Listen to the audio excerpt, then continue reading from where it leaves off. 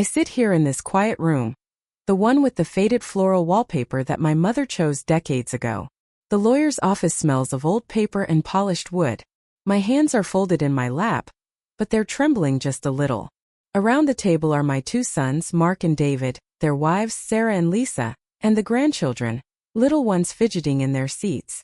Everyone's eyes are on Mr. Harrington, the family lawyer, as he adjusts his glasses and clears his throat. He begins reading my late husband's will. No, wait. That's not right.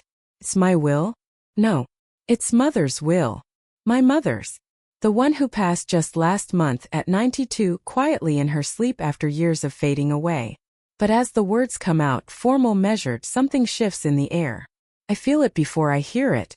The room grows heavier. My sons lean forward. Sarah whispers something to Mark. And then, the part that changes everything. They called me a burden. For years. A burden. Let me take a breath here. If you're listening to this late at night like I imagine you are, maybe with a cup of tea cooling beside you or lying in bed with the lights low, know that this is my story. My name is May. I'm 78 now, and for so long I carried that word like a stone in my chest. Burden. Said in sighs, in sideways glances, in the way doors closed a little too firmly when I entered a room. How did I get here, to this moment where faces I love, faces I raised, are turning pale across a mahogany table? Let me go back. Way back.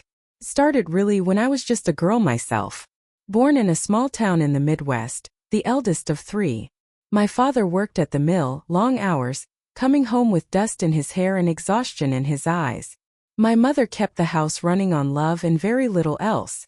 We weren't poor in the way that starved us, but money was always tight. I learned early to make do, to stretch a pound of ground beef into 3 meals, to mend clothes until they couldn't be mended anymore. I met Robert, my husband, at 19. He was 21, tall, with kind eyes and a laugh that made my heart flip. He worked at the local garage fixing cars, good with his hands. We married young, in a simple ceremony at the church down the street. My mother cried happy tears. My father shook Robert's hand and said, "Take care of her, son." We rented a little house on Elm Street. 2 bedrooms, a tiny kitchen, a porch that creaked but overlooked a yard big enough for dreams. Mark came first, a colicky baby who turned into a serious little boy. Then David, 2 years later, sunny, always smiling, the one who made everyone laugh. Those early years. Oh, they were hard, but they were ours. Robert worked overtime to make ends meet.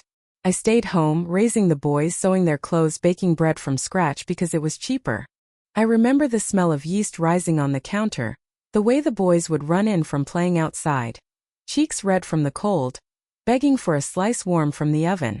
I poured everything into them. Every ounce of energy, every skipped meal so they could have seconds.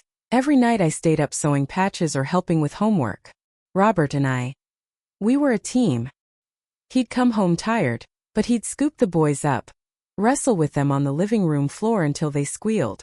We'd sit at the dinner table, all 4 of us, and talk about our days. Simple things. What Mark learned in school. How David scored a goal in soccer. But life has a way of shifting, doesn't it? Slowly at first, then all at once. Robert's parents passed when the boys were teenagers. His father first, a heart attack at 65. Then his mother, not long after, grief, the doctor said.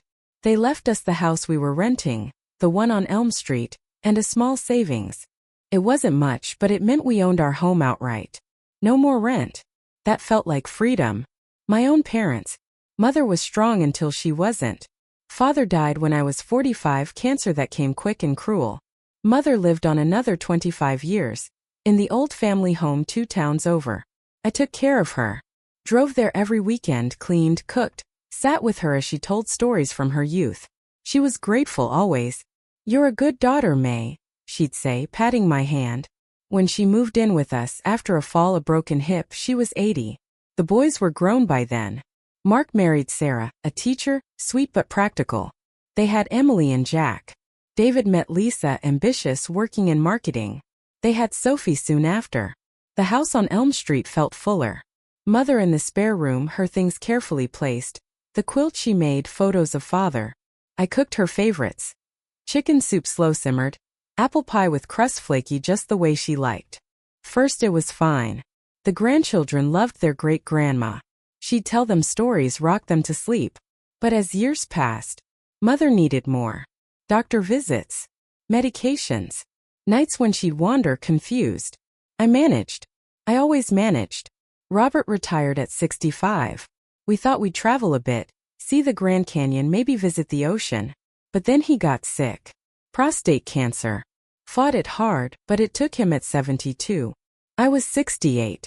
Alone in that house with Mother now 90, frail but still there. The boys? They visited less. Work, kids, life. I understood. Or tried to. But the comments started. Small at first. Sarah, one Thanksgiving. Mom, it's a lot taking care of Grandma. Maybe a nursing home. I smiled. She's family. This is her home too. Mark. We worry about you, Mom. The burden. Burden. That word. Lisa, over coffee. David says you're wearing yourself out. For what? She's old. I felt it then, a crack in my heart. But I kept going. Because that's what women like me do. We keep going. Mother passed last month. Peacefully. I held her hand. The funeral was small. Family only. Then the call from Mr. Harrington. Mother's will. I hadn't thought much about it.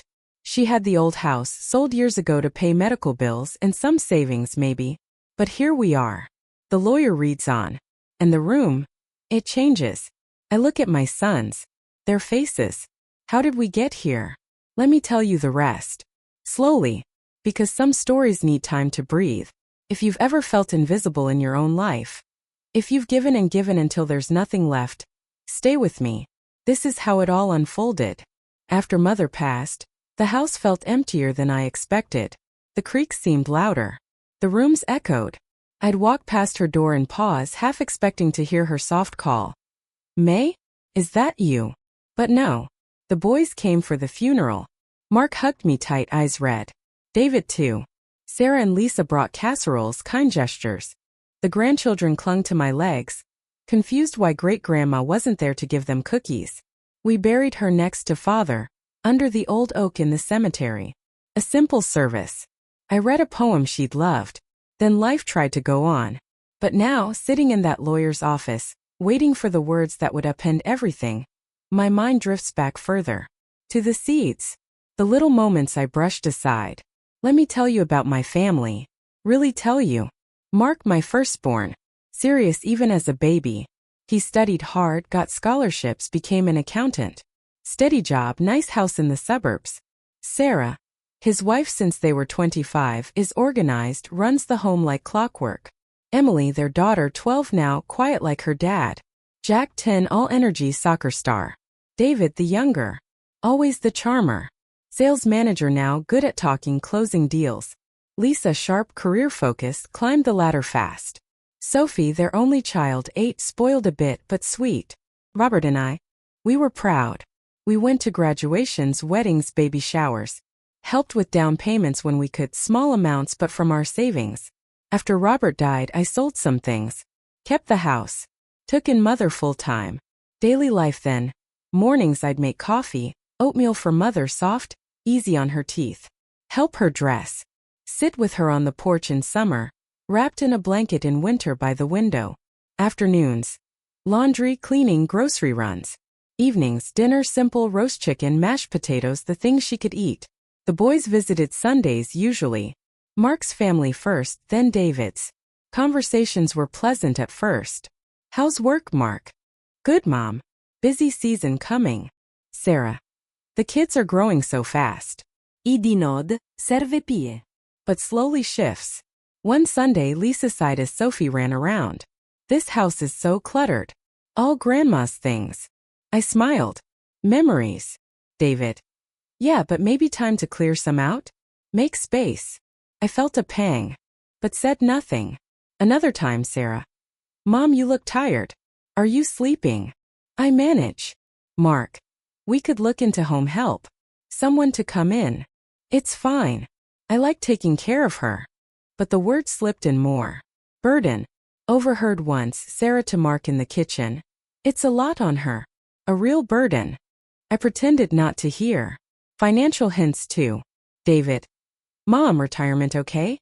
We worry. I had Robert's pension, small social security. The house paid off. I was careful. But Lisa once. If things get tight. With grandma's meds. They were expensive. I paid. I never asked for help. Neighbors saw me as the devoted one. Mrs. Ellis next door. You're an angel, May. But inside loneliness crept. Nights after Mother slept, I'd sit with tea staring at old photos. Robert laughing. The boys small. I missed him fiercely. Mother's decline was gradual. Forgetful then confused. Falls. Hospital stays. I drove her, stayed overnight in chairs. The boys came sometimes. But work kids. One hospital visit, Mark. Mom, maybe it's time for a facility. She's scared of them. But you're exhausting yourself. For her. For family. That's what mothers do. Grandchildren brought joy. Emily reading to her. Jack showing drawings. But even there. Sophie once. Great-grandma smells funny. Lisa hushed her but. Small cuts. I planted seeds without knowing. Sacrifices. Skipped new clothes for myself. Used old coat another winter so Mother had warm blankets. Cancelled a trip with friends. Can't leave her. Gave up bridge club. Too tired. Loneliness. Deep. But love held me. Until the end neared. Mother's last weeks, bedbound. I spoon-fed her, changed her, sang old hymns. She'd squeeze my hand. Good girl, May. The night she passed. Peaceful. I cried alone. Then the will reading. But before that turning. More daily life. A Christmas. Everyone here. Tree lights twinkling. Gifts. I cooked all day, turkey, stuffing, pies. Sarah. Mom, you shouldn't do so much. I love it. But after cleaning alone while they watch TV. David. We'd help but kids. Understood. Or tried. Financial stress hinted. Mark. College funds for kids tight. I gave small gifts, $500 here there. From savings. Never asked return. Mother had savings too. From selling her house. I managed it for her care. No one knew how much. Or did they wonder? Conversation once. Lisa. Grandma's house sold for good money, right? Yes. Paid bills. They nodded. Seeds planted. Disrespect small. Ignored feelings. Loneliness growing. I aged. Arthritis in hands. Backaches. But kept on. Because that's who I was. The devoted one. The one who carried. Until the will. But not yet. One more scene. Mother's 92nd birthday. Quiet. Just me. Bake small cake. Sang to her. She smiled weakly. Boys called. Happy birthday, Grandma. No visit. Busy. I sat after cake uneaten much. Felt it then. Invisible. A guest in my own life. But pushed down. For family. Now in lawyer's office. It all comes up. As Mother's health worsened, the visits grew shorter. Phone calls too. I'd call Mark. How's everyone? Good, Mom. Swamped. David. Love you but gotta run. I told myself it was modern life. Busy families. But the hurt built. A key scene, the fall that changed things. Mother, 91, tried to get up alone at night. Fell. Broke her wrist, bruised ribs. Hospital again. I called the boys. Mark came once. Mom, this is serious. I know. Sarah. We can't keep doing emergencies. Lisa arrived later. A nursing home would have staff 24/7. David. It's not fair to you. But to Mother. Scared, clinging to me. No. Home. They sighed. That night, alone in hospital chair, I cried quietly. Why did it feel like they wanted her gone? To ease my burden? No. Couldn't think that. Discharged. Home health aid paid from her funds. But aides came and went. I still did most. Conflict rose. Family meeting. At my house. Everyone around dining table. Mark started. Mom, we need to talk. About Mother. Options. Assisted living. Costly but her savings. I resisted. She's happy here. Lisa. Is she? Or is it habit? Sarah. And you? You're not young anymore. 76 then. Felt old. David. We love you. Don't want you broken. But underneath relief if she went. I saw it in eyes. Hurt deep. Dialogue reel. Me, she's my mother. I promised father. Mark. Dad would understand. Robert. He'd have agreed with me. But gone. They pushed. I gave in a little more 8 hours. But kept her home. Another scene, financial talk. Over dinner. Lisa casual. Grandma's savings holding up? Yes. How much left? Paused. Why? David. Just wondering. If needed, we could help decide. Help decide. Her money. For her. But hint. Expecting something later? Brushed off. But seed grew. My health slipped. Back pain bad. Doctor rest. How? Ignored. Loneliness nights. TV low thinking. Have I been too much? No. Gave everything. Betrayal small. Overheard again. In kitchen Sarah to Lisa visiting together. It's endless.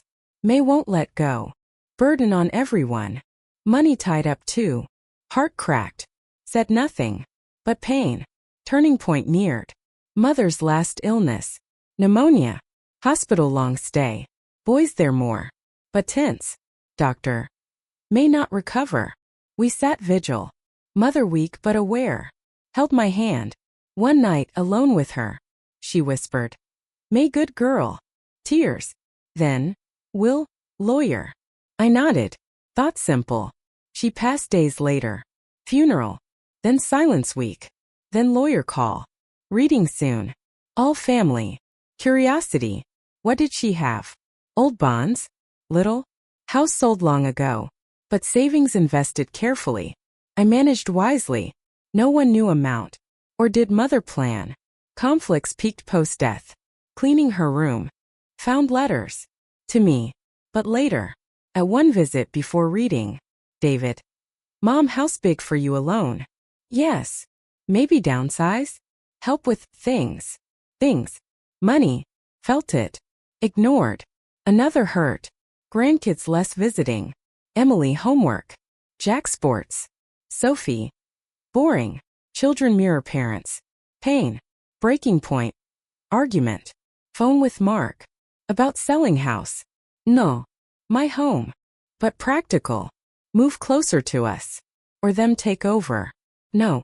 We worry you're alone. But not inviting live with? No. Felt pushed out. Hung up crying. Deep loneliness. Thought. Am I burdened now? Without mother. Yes. Ignored calls day. Then lawyer letter. Reading. Major turning. Arrive office. Family there. Expect little each? Or house mine? No. Mr. Harrington begins. Standard bequests. Jewelry to granddaughters.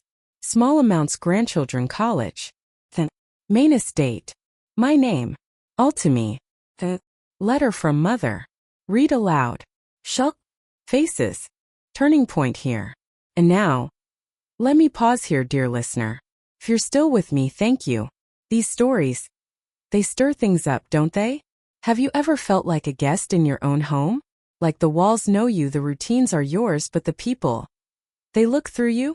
Have you sacrificed quietly, meals skipped, dreams postponed, nights sleepless, for family only to hear that sigh, that word unspoken but felt? Burden? Would you have kept your mother home like I did? Or chosen ease, a facility, peace for yourself? Have you overheard whispers about money, about care, about how much longer? And pretended your heart didn't shatter just a little? Tell me. Have you forgiven children who saw your love as obligation? Who measured your worth in convenience? And you, dear one, feeling invisible tonight, tired from giving, aching from loneliness, do you believe you deserve more? To be seen, truly seen, for all you've carried? Share in the comments if you can. Your story. I've read so many like mine. Women who poured out their lives, only to feel empty. We carry so much. Motherhood, womanhood. It's strength wrapped in softness. But strength doesn't mean endless endurance without recognition. A small lesson here. Love shouldn't feel like erasure. Your sacrifices matter. You matter. Not as convenience. As you. The woman who held it all together. Breathe with me now. Because the story. It turns. Back to the room. The lawyer's voice steady. Mother's letter. Every woman who has ever been called a burden by the one she loved most will feel this deep in her bones. That moment when you realize your endless giving was counted as obligation, not gift. It changes you quietly forever. I gave my youth, my strength, my heart, and they weighed it like a load to carry. In the silence after love is taken for granted, a woman learns her own worth the hard way. There comes a day when the invisible one is finally seen, but not in the way anyone expected. For years I was the keeper of memories, the maker of meals, the holder of hands, and they called it burden. That was the moment I understood. Family isn't always the safe place we build it to be. Some truths only come to light when the will is read, and hearts are laid bare. The lawyer's voice filled the room, calm and clear. From Evelyn May Thompson's last will and testament. First, the small things. Her wedding ring to Emily. A brooch to Sophie. Books to Jack. Modest savings bonds for the grandchildren's education. Enough to help, not spoil. Then, the remainder of the estate, including all investments, savings, and personal assets. He paused. To my daughter, May Elizabeth Harlan. Gasps. Mark shifted. David leaned forward. In full. With the following letter to be read aloud. Mr. Harrington unfolded the paper. Mother's handwriting, shaky but determined. He read. My dear family, if you're hearing this, I've gone to join my beloved Harold. May is reading or hearing this with you. To my grandsons Mark and David and their lovely wives Sarah and Lisa. I love you all. You've brought joy with your children, my great-grandbabies. But this is for May. She was my rock. When Harold passed, she drove hours every week. When I fell, she brought me home. She fed me, bathed me, held me through nights of fear. She gave without asking. You worried about burden. I heard the talks, the suggestions of homes. But May never saw me as burden. She saw mother. The money from my parents' farm, sold long ago, invested carefully by May herself, grew. She managed it wisely for my care. Now it's hers.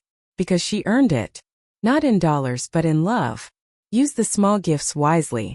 But no, May deserves peace. A life of her own now. No conditions. No expectations. Just gratitude. Love, Mother Evelyn. Silence. Then tears. From Sarah. Lisa looked down. Mark, Grandma. David whispered. Mom. I sat still. Heart full. Not triumph. Relief. Validation. After in parking lot. Mark approached. Mom. We didn't know. David. We're sorry. Hugs. Real ones. Sarah. You deserved this. Lisa nodded. Did it heal everything? No. Wounds deep. But beginning. I moved slower now. Sold the big house. Too many memories, too much upkeep. Bought a small cottage near the lake. 1-floor garden space. Traveled. Finally. Grand Canyon with a friend group. Ocean waves crashing. Visited grandkids more on my terms. Helped a little with college but wisely. They visited me now. More often. Conversations deeper. Apologies came slow. Mark one evening. We were wrong. Selfish. I forgave. Mostly. Because holding anger burdens the holder. What I learned. Womanhood is an endless sacrifice without self. Motherhood is love but not erasure. Aging, we deserve grace. Visibility. To women listening, feeling tired, unloved, invisible. You are not burden. You are backbone. Your love matters. Find your worth, not in others' eyes but your own. Stand for yourself. Gently but firmly. It's never too late for your own life. Hope comes. Sometimes in unexpected envelopes. Strength too. And love, real love returns changed. Remember this, the ones who give most deserve most. Not things, but peace, respect, joy. Close your eyes tonight knowing you're seen. Here. By me. Good night, dear one. Sleep soft.